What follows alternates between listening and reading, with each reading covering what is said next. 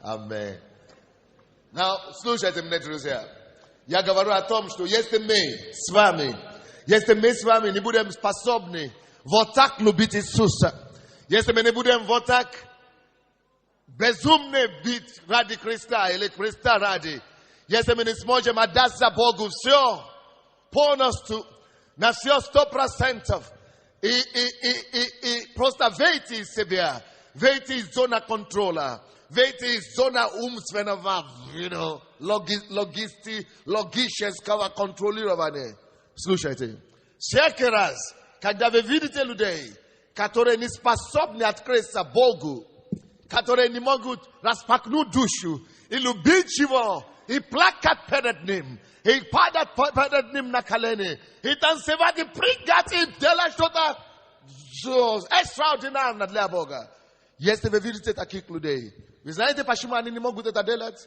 Я вам 100% гарантированно говорю, почему. Это потому, что эти люди имеют что-то другое.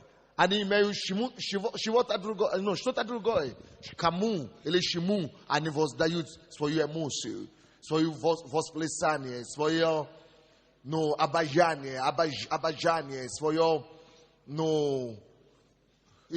свой всплеск, либо они это отдают каким-то женщинам в стороне, проституткам, и изливают чужие семена в чужое поле, либо они бьют где-то и отдают свою ревность на стадионах боксерам каким-то, или боевикам каким-то, или на концертах каким-то. Вы знаете, почему люди или алкоголь излают? Вы знаете, каждому человеку закрыто желание,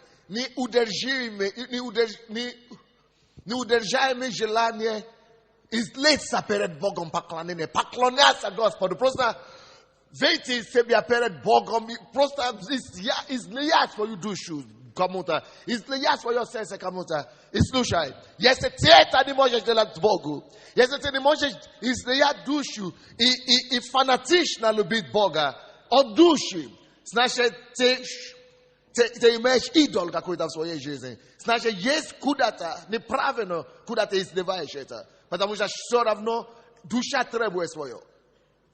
Давайте скажем все, душа требует свое. Значит, ты кому-то поклоняешься.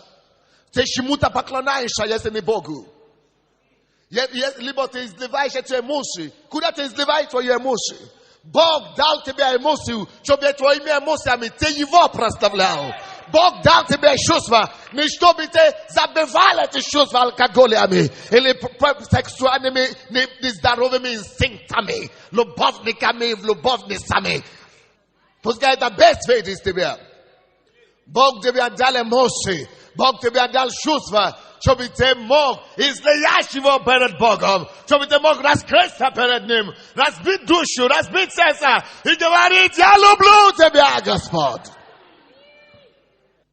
Бог создал тебя для себя.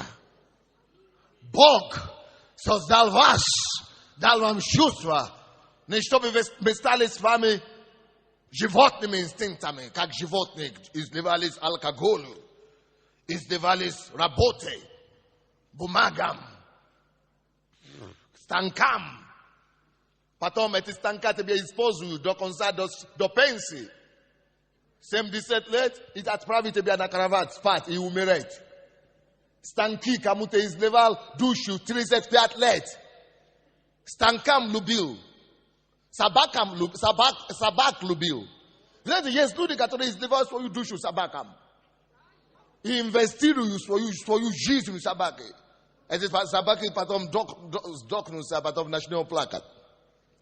Живой человек плачет. А когда его мама умирает, он даже не плачет, даже глаза не моргает. Потому что он сам уже не человек, он сам уже животное давно. Он больше переживает за животное, чем за живое существо. Потому что он сам животное. Эй, проснись! Есть некоторые люди, которые мы видим их как люди, но они хуже животные. Потому что они не любят Бога. Всякий раз, друзья, когда человек отказывается своей душою, всей душою, всем сердцем, всей душою, всей энергией, всей эмоцией, всеми чувствами, излить на Бога, любить Бога, значит, он что-то неправильно куда-то вкладывает. Куда-то неправильно вкладывает это дело. Куда-то неправильно. Либо он кричит на жену дома, либо он кричит на детей, террорист какой-то дома. Потому что Богу не изливает это чувство. Потому что не может Богу изливать это чувство. Не может реализовывать тот потенциал, который Бог ему дает. Кто-нибудь слушает меня сегодня или нет? Изливайся в сердце, тебе легче будет. Скажи кому-то, изливай свое чувство Богу, тебе легче станет. Это все равно правда, даже если ты не скажешь. Если ты не изливаешься Богу, умрешь в депрессии. Всякая душа, которая не может открыть душу своему Творцу, ты слишком крутой, чтобы Богу прославлять. Когда инфаркт захватит и инсульт, посмотрим на твою крутизну.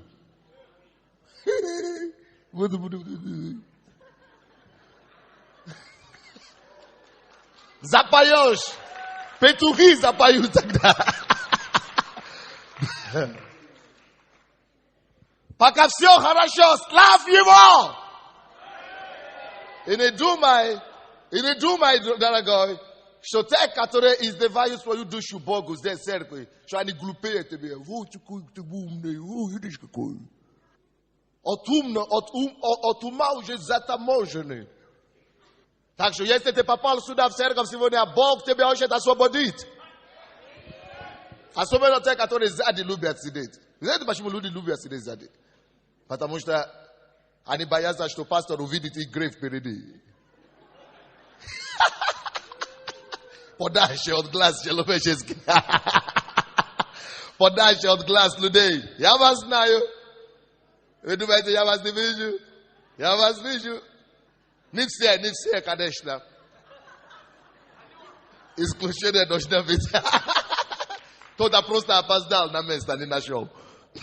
Но есть некоторые, которые только сзади проникнывают. Вы знаете почему? Потому что всю ночь напролет вчера порнографические фильмы напитали свою душу. Порнографическими фильмами, всякими дрянами и грязными. Поэтому тебе и стыдно на жену смотреть в глаза в церкви. Тебе я сейчас говорю, ты знаешь себе? И поэтому прятаются назад. На командировку, говорят, что они едут на командировку, и любовникам едут в другие города. Любовникам едут. Вы знаете, что вы думаете, что я вас не знаю? Делают аборт малолеткам. И вы думаете, что вы верующие, вот, попадешь в ад, и там очнешься. Но я тебя не позволю попасть в ад. Я тебя вырву оттуда, вот здесь на земле. Я говорю, я тебя выверну оттуда. Давайте будем любить Бога всем сердцем. Давайте будем жить для Него в чистоте. Забудь эту компанию с друзьями, саботульниками, или как вы называете. Да. Зачем тебе саботульники? Найди здоровых людей, здоровой душой, здоровым умом, здоровым сердцем. Не прогори свою жизнь, дорогой. Не прогори твою душу. Бог тебе дает шанс. Не смей убегать от Него. Давайте научимся любить Бога. Если ты еще заторможен где-то, ты чувствуешь, что ты не можешь вот так любить, как люди любят. Ты не можешь вот так славить. Ты не можешь открыть душу. Ты даже не можешь расслабиться в церковь. Везде ты расслаблен. Особенно тогда, когда нет верующих рядом. Но как только что ты попадаешь в церковь, именно там ты получаешься заторможенный такой. Кто-нибудь слушает меня или нет? Давайте просто... Сколько лет мы живем? Жизнь так коротко, на самом деле. Я вам честно говорю. Я получил письмо сейчас недавно из Нигерии, из дома. И человек, который, когда я попал сюда, когда я сюда приехал, человек, который единственного верующего, который был лидером подпольной группы студенческой, которые приняли меня. Мне было 19 лет, они были верующими тогда здесь. Они еще тогда, в 80-х годах, были верующие, здесь учились. И они, и старшие в этой группе, 5 человек или 6, но он был самым старшим. И мне говорили 40 лет, или 40 чем-то лет. Он инженер, он преподаватель в университете. Он проповедник тоже, и служит Богу. И мне говорят, он попал в аварию. А я планирую поехать в Нигерию сейчас, встретиться с ним, пригласить его сюда, потому что он уехал, когда еще не было пробуждения. Чтобы он мог сюда приехать и видеть, какое уже изменение, как пастор Густав, вот, вы слышали, когда он проповедовал, чтобы они могли видеть, какое уже изменение происходит в Советском Союзе. И вдруг я получаю письмо, что он умер. Как умер? Автокатастрофа, погиб. Я говорю, слушай, жизнь не в наших руках, друзья. Вы знаете, в этом году только я уже, наверное, 5 случаев слышал. Сколько людей, которые просто скоро постично так умирают. Вот моя жена мне рассказала, какой-то в Ялте, верующий брат, ехал на машине накануне Нового года, да, по-моему, и тоже попал в аварию, молодой, 30 лет, по-моему, или даже меньше, попал в аварию и на смерть. Знаете, если ты умрешь в грехе, чтобы не сказать, что пастор не предупредил, ты попадешь в ад. Ты не успеешь покаяться. Поэтому каждый день надо жить чистую жизнь. Мы не знаем, когда наш час придет.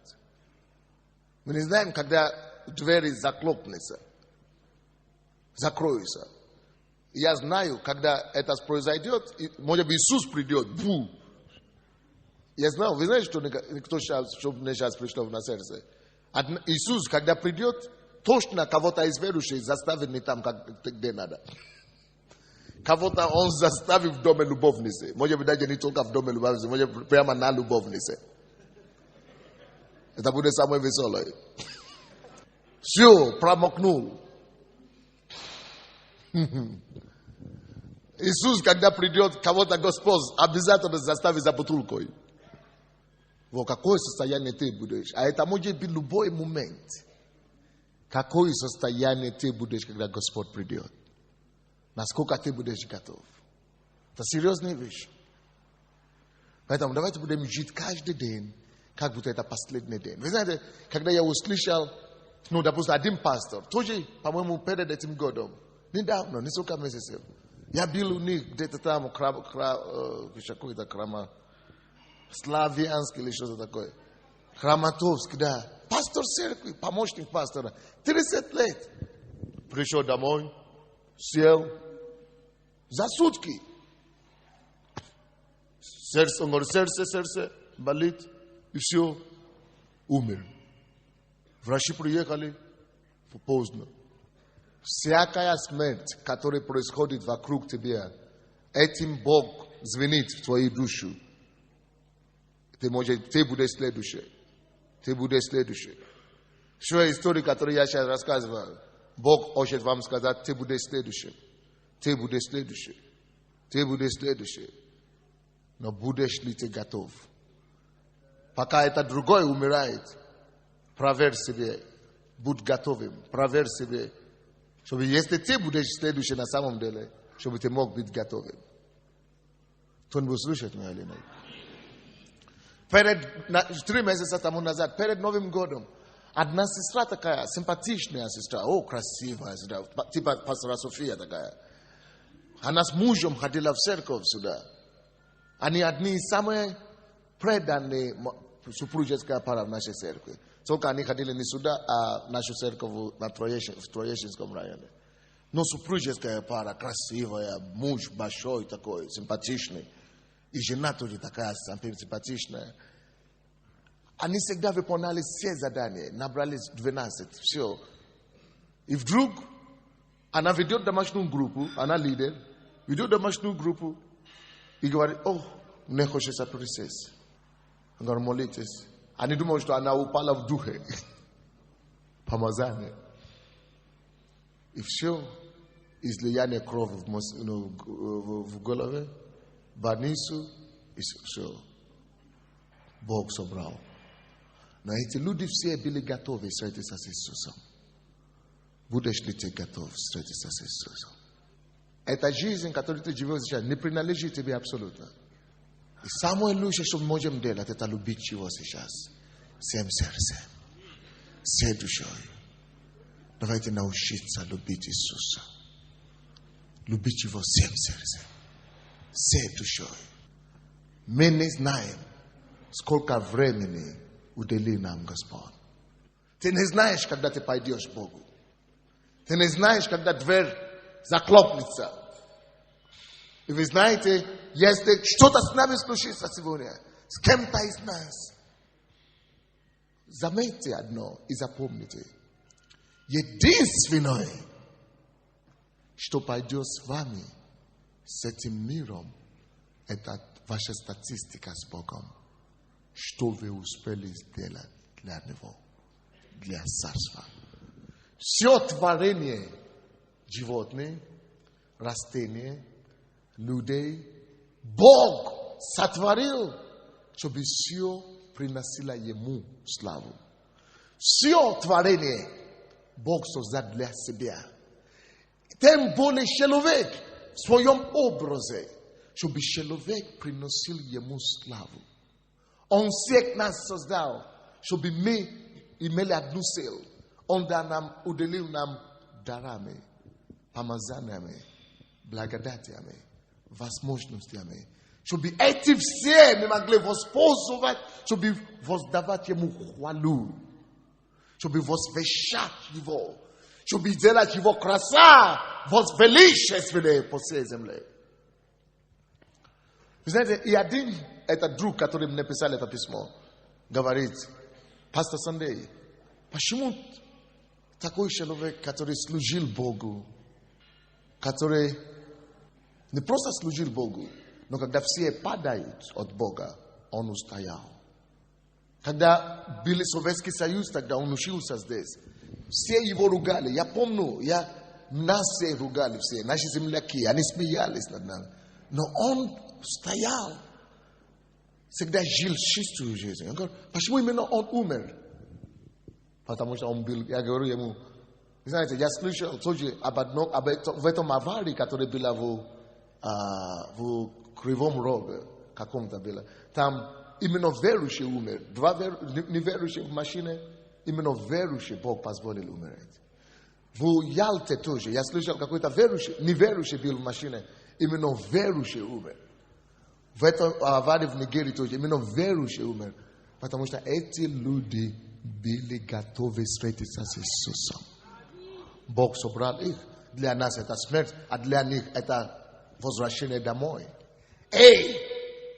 Задавай себе вопрос, если смерть сейчас постучит у твоей двери, и Бог скажет, все, Сандей, пойдем домой. Твои дни на свете закончены. Будешь ли ты готов смотреть Иисусу в глаза, что ты чист, и ты можешь с Ним сейчас идти домой?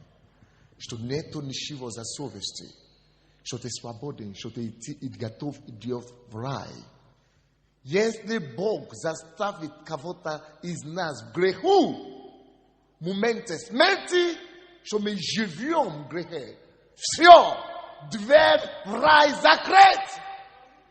Ради этого пришел Иисус.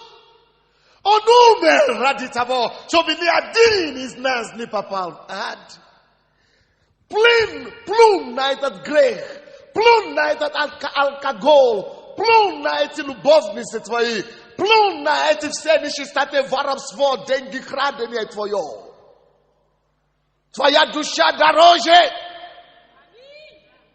Прими решение, что чтобы это мне не стоило, я попаду в рай. Я не попаду в ад, потому что это шанса выйти оттуда не будет. Адвокатов там нет.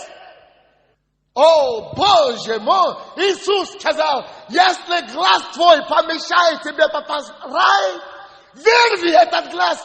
Настолько серьезно это дело. Many когда там не были. Но он там был. О, май! Он это видел! Бог не может обмануть, поймите. Благодаря тому, что он это увидел, он кричал нам. Он рыдал, проповедуя здесь на земле, убеждая нас по-всячески, что, пожалуйста, не попадите туда. Если твоя нога будет тебя вести туда, куда не надо, чтобы ты пропустил рай и попасть в ад, он говорит, отруби эту ногу. Вот насколько радикально Иисус говорит. Не вмешивайся в голову. Потому что он знает, насколько страшно. О, не дай Бог попасть в ад. Боже, помилуй нас. Это не будет на 100 лет, или 200, или миллион лет. Это вечность. Давайте я вам кое-что скажу о жизни. Запомните это на всю жизнь. Жизнь – это всего лишь испытательное время для каждого, чтобы каждый сам индивидуально решил, где он проведет вечность. Жизнь – это время выбора всех. Это в жизни в момент, когда каждый избирает, где вечность проведет. Жизнь – это большая генеральная репетиция. Чтобы вы знали, не забудьте это никогда. Итог будет подводиться. Никто Бога вокруг пальца не может обвести. О, май! Вы, наверное, читали книги «Жизнь после смерти», «Жизнь после жизни», профессор Муди и так далее. Все говорят, после клинической смерти, они видят всю свою жизнь, как на экране. Все грехи, все безобразия, которые они творили, все на экране перед всеми. Но вы знаете, почему эти люди видят их? Потому что они не были спасены кровью Иисуса. Все, которые были спасены, которые покаялись, они не будут видеть вот эту картину, фильм. Если они покаялись свои греха, эти грехи, эти все наши грехи не будут выявляться в этой картине, фильма. Они под кровью. Поэтому мы не пойдем под судом. Но те, которые видят эти фильмы, они шли в ад. Бога не может обмануть, все фиксировано. Жизнь наша – это время генеральной репетиции. Мы решаем сейчас и здесь, где мы проведем вечность. В раю или в аду. И одна только критерия. Какие мои отношения к моему Творцу? Как я служил Ему? Как я оправдал те доверия, которые Он мне поручил и доверял? Он доверил тебе жизнь. Эй, жизнь, это не твоя заслуга. Come on, проснись. Некоторые из нас, мы живем как будто жизнь, это наша заслуга. Привет. Сам, это твоя идея, твоя жизнь. No! Это аренда. Жизнь наша, это как аренда. Господь арендовал нам эту жизнь. И мы должны дать отчет ему в конце. Как мы провели эту аренду? Как мы использовали его? Принесли ли мы плода? Или мы воспользовали это для себя? Это то же самое, что Господь дал тебе долг. Воспользоваться одеждой или деньгами. Ты должен вернуть это целостно ему и еще с прибыли. Вот наша жизнь. Поэтому если вообще человек живет без Бога, без Слова Божьего, без... Эй, поймите, этот человек же не живет абсолютно. Нет жизни без Слова Божьего. Иисус говорит, не хлебом одним жить человек будет. Жить. Не хлебом одним. Значит, для того, чтобы жить, нужен хлеб. Но кроме хлеба еще кое-что нужен. Но всяким словом, которое исходит из уст Господа, Иисус Бога. Не просто с всяким словом, но с всяким словом, которое от Него идет. Вот почему мы ходим на проповеди. Чтобы жить, нужны две вещи. Материальные вещи, хлеб для тела, материальное благополучие и слово, исходящее с неба. Чтобы жить. Как насчет всех других, которые живут без слова исходящего? Они не живут, только существуют на сухую. Это не жизнь. Бог даже не считает их. Вот почему главная задача церкви – это сделать все. Выкладывать все, жизнь наши, энергии наши, деньги наши на спасение людей. Больше блага ты не придумаешь. Самое ценное – это спасти душу человеческую.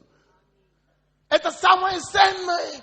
Иисус говорит, что толку человеку, если он приобретет все и потеряет свою жизнь, свою душу.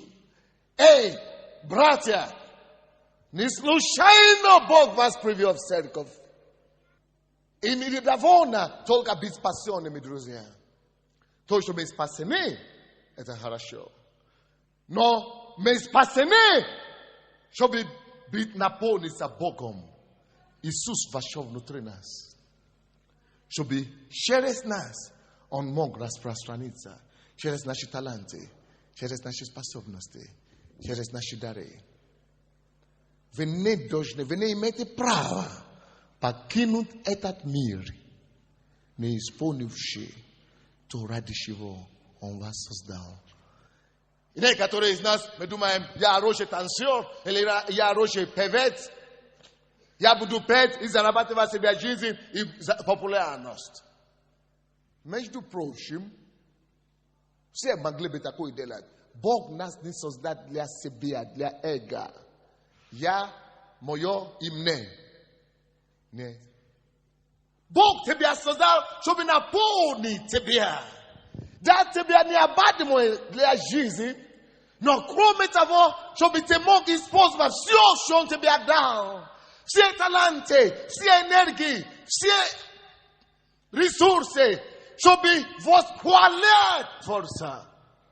Он говорил, этот народ я образовал для себя, чтобы он прославил меня. Чем прославить? Всеми вещами, которые я ему дал. Это наша главная задача. Главная функция нашей жизни, чтобы прославить Его. Прославить Его в своей жизни. Прославить Его теми способностями, потенциалами, которые мы имеем в Нем.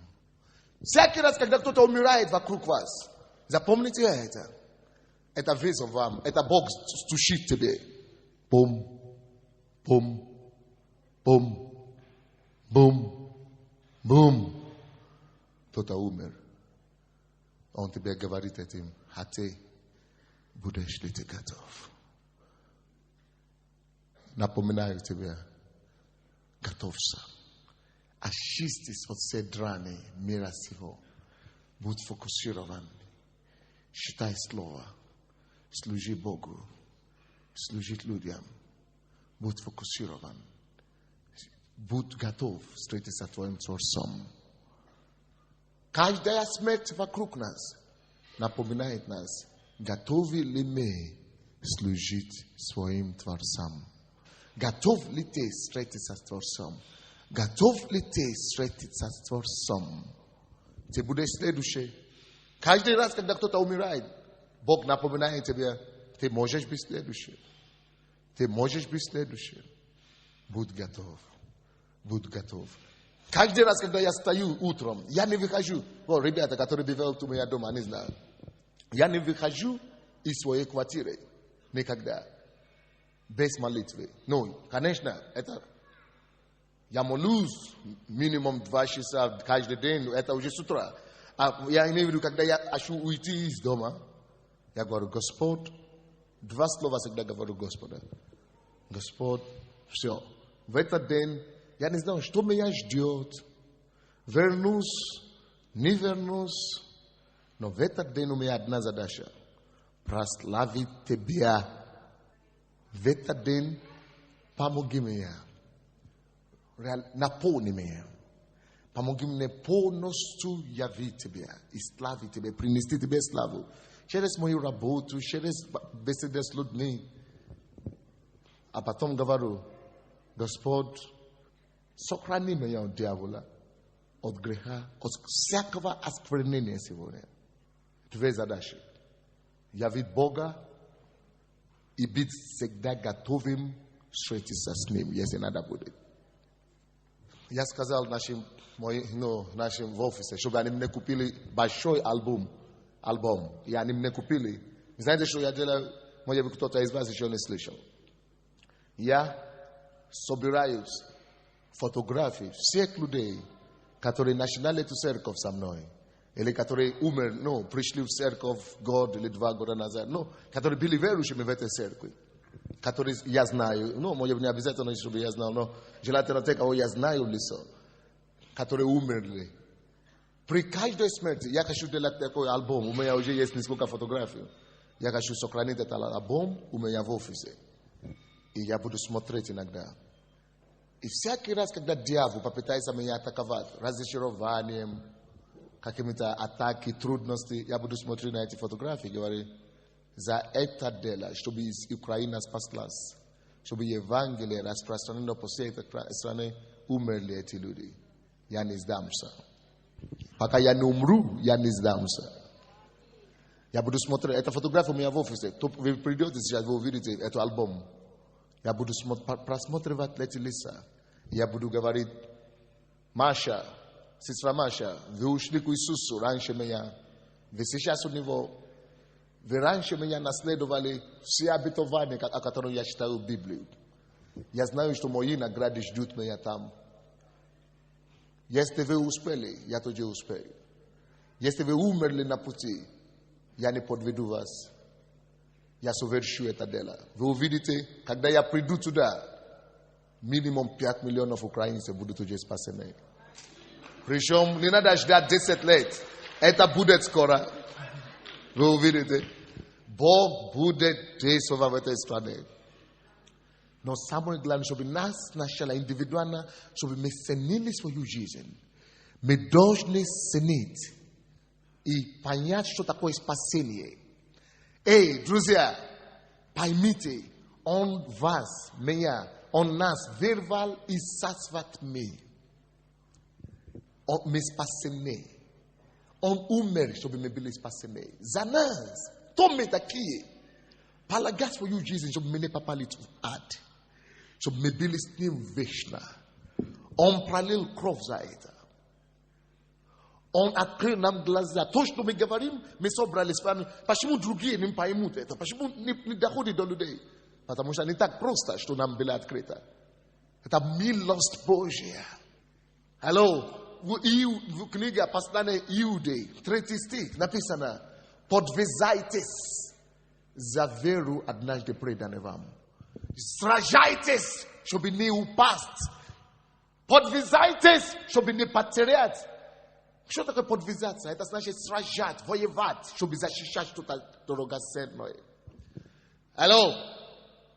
Самое дорогоценное, что у тебя сегодня, это не твой мебель, это не твоя квартира, это не твой дом, это даже не твои деньги, это даже не твоя семья.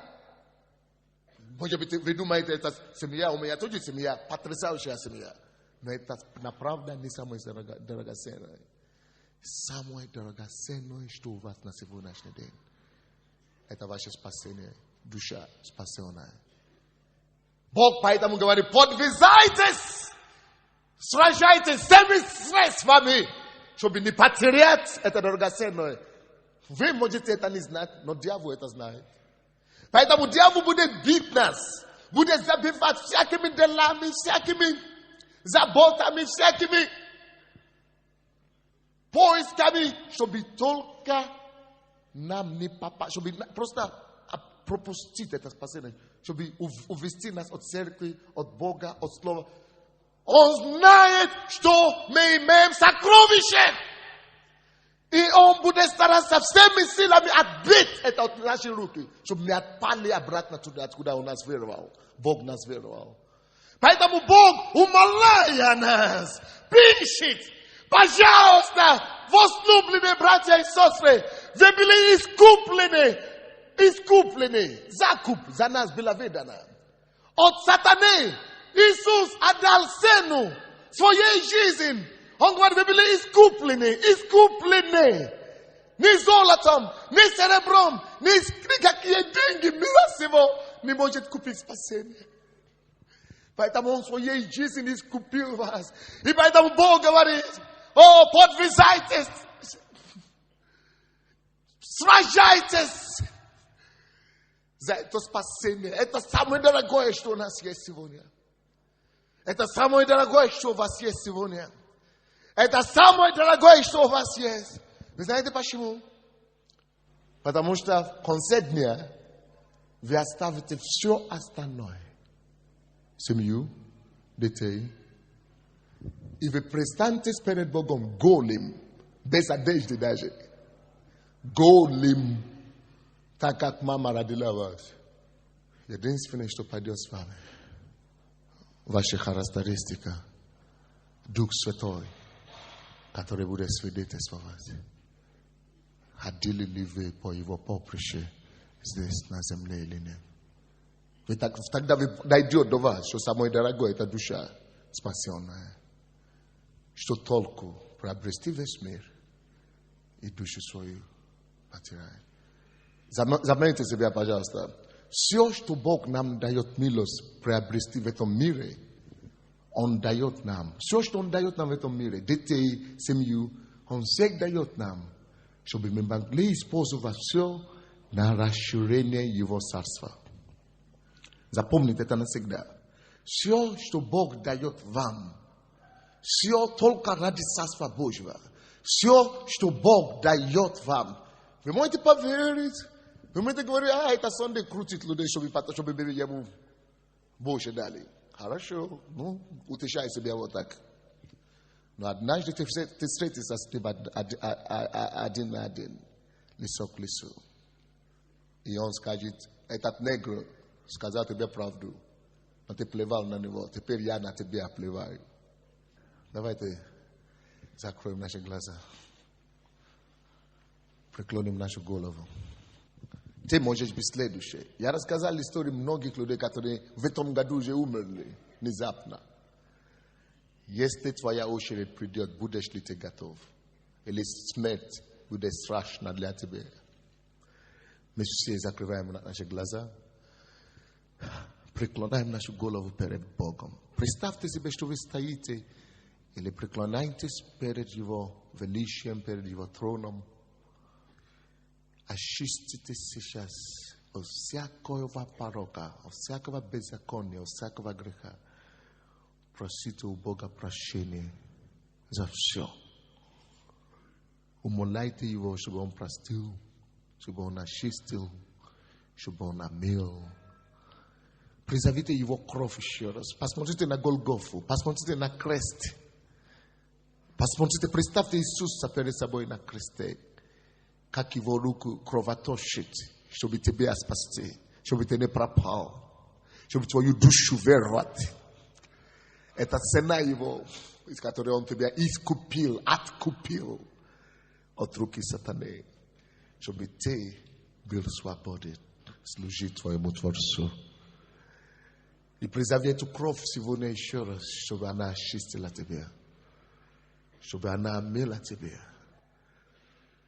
Умоляй, открой душу Богу. Кому-то плакать хочется, кому-то действительно надо рыдать.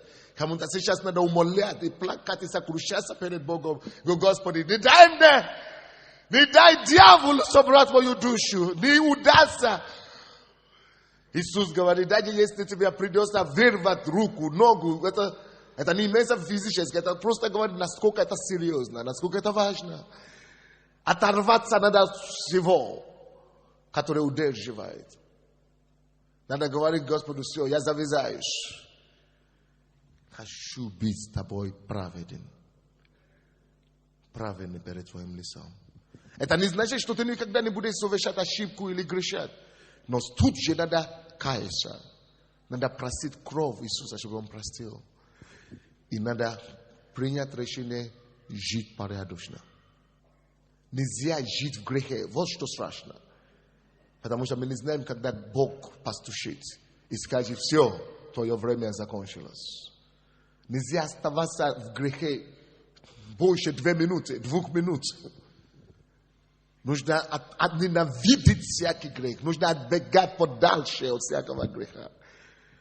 И любить Иисуса. Любовь к Богу – это та сила, которая может тебе дать, удерживать от греха. Когда ты любишь Господа свободно, распахнул сердце перед Ним, это та сила, которая может тебя спасти и удерживать от всяких порочных вещей. Давайте посвятим свою жизнь Богу заново еще раз. И скажем: я даю все Тебе, Господь. Мою жизнь, мое тело, мои таланты, мои ресурсы, чтобы расширить Твое царство, чтобы спасать как можно больше людей, чтобы принести избавление, радость, мир, праведность всей земле, Господь. Господь, мы смираемся перед Тобой, сокрушаемся перед Твоим величием. Смерть наших братьев и сестер, мы знаем, что это не смерть, это не потеря. Они пошли домой, радуясь, и желают нам, чтобы мы попали туда, чтобы мы не пропустили этот город небесный, где улица сделана золото чистыми. Мы просим, Господь, чтобы Ты очистил нас от всякого осквернения, чтобы Ты Своей кровью подготовил нас, чтобы Ты помог нам быть готовыми, чтобы Ты очистил нас, и чтобы Ты помог нам принять решение сделать Тебя номер 1 в своей жизни. Первая любовь. Будь первой любовью в нашей жизни.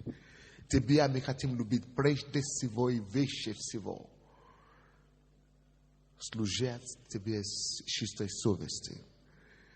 И если кто-то еще в этом зале сегодня, кто еще не прощен, кто еще не принял Тебя, я прошу Тебя, прикоснись к ним и дай им сегодня встречу с Тобой. Я молюсь, Господь, чтобы Твой страх не покинул нас никогда. Чтобы мы всегда были готовы жить, прославляя и возвещая Твою славу. Слава Тебе, Господь. Во имя Иисуса Христа.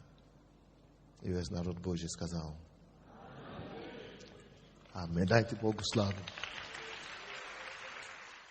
Давайте станем на ноги. Давайте поднимем наши руки к Господу. Отец, именем Иисуса, мы радуемся в Тебе, мы счастливы в Тебе, мы благодарны за это служение. О, Господь, сопровождай нас Твоим присутствием, чтобы в этой неделе мы испытали и пережили небеса на земле. Прикоснись к нам Твоей милостью. Господь, яви себя через каждого члена этой церкви. Пускай Твое присутствие, Твое помазание, Твою благодать, Твоя слава излучается с каждого человека. Делай нас носителями Христа Иисуса Своего. Будь прославлен, Господь. Тебе слава и хвала. Именем Иисуса Христа. И весь народ сказал: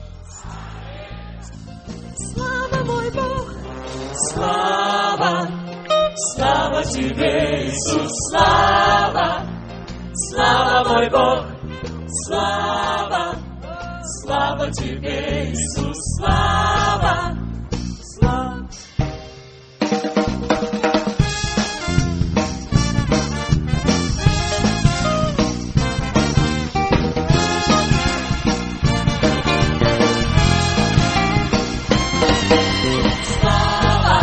Слава Тебе, Иисус, слава, слава мой Бог, слава, слава Тебе, Иисус, слава, слава мой Бог. Люблю Тебя, Господь, пою Тебе, и славлю лишь Тебя, мой Господь, достоин похвалы. И я хочу идти по Твоему